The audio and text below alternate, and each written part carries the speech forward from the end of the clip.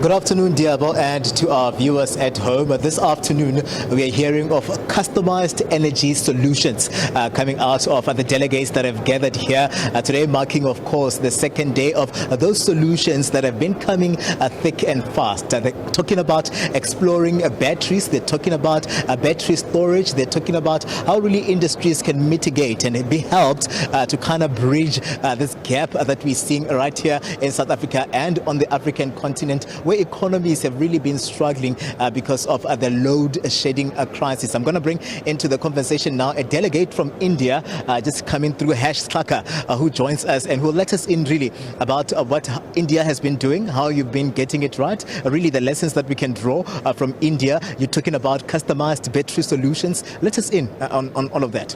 Sure. So first I will talk about India, what India is doing.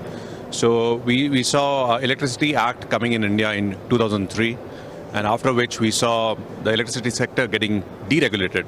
So generation, transmission and distribution companies were unbundled under that act.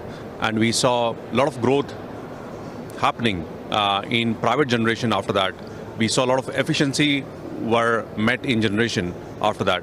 So we see similar potential here in South Africa, where ESCOM debundling is being discussed. And once that happens, I think it opens up a lot of opportunities here in South Africa for all kind of power sources, whether it's renewable or non-renewable, because I think the country is power hungry, and the country is demanding more electricity and energy, which is the utility is failing to basically deliver.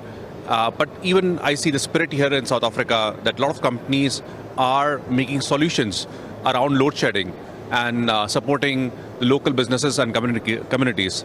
I am meeting a lot of energy storage companies here who are helping residential sectors, commercial and industrial sectors with energy storage solutions in basically going through this load shedding times. It's a difficult time, but I see the spirit is quite right, and that gives us certain optimism in this market.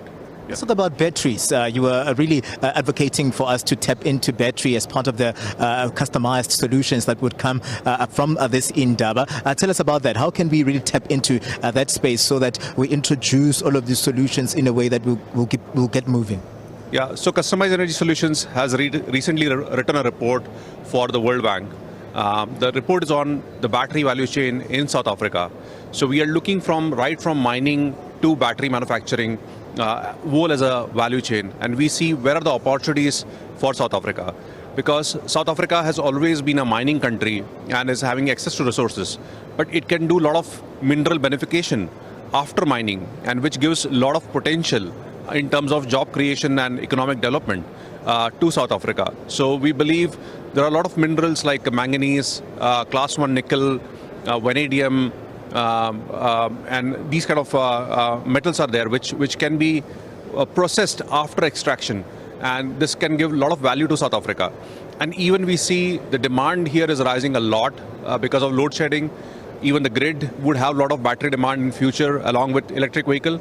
So we believe that South Africa is poised to get into cell manufacturing, lithium-ion cell manufacturing, or any technology cell manufacturing, which can enable the local EV companies and stationary storage companies to buy, sell locally.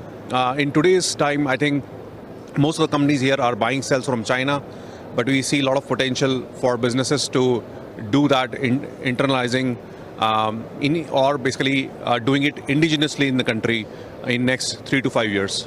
Some Katlego, thank you very much, Sir, for your time coming through, of course, with those solutions. Diabo, this afternoon, we're talking about a mixed bag of solutions coming from the delegates that are gathered here. Most of them are just not coming from just South Africa alone, but from the African continent, sharing their experiences as well in terms of how they've been getting it right and what still needs to be done to ensure that we bridge the gap. But this being the second day of the Africa Energy Indaba, and later on, we'll also be giving you coverage around some of the solutions that will be coming out of day 2. Diabo?